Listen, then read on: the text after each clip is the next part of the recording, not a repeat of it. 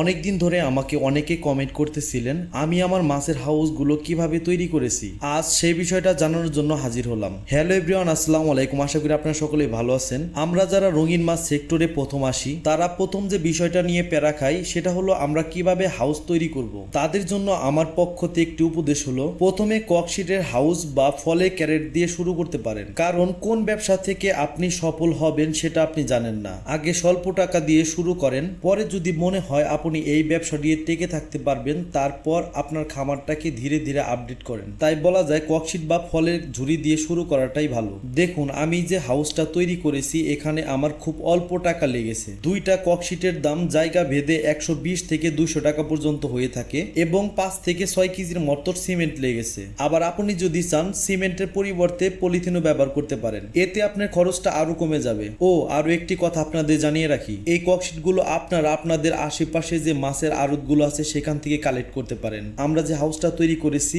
এই হাউসটার ভিতরে আপনারা একসঙ্গে 40 থেকে 45 পিস মাছ রাখতে পারবেন। আপনারা চাইলে আমাদের কাছ থেকে মাছ এবং মাছের খাবার সংগ্রহ করতে পারেন।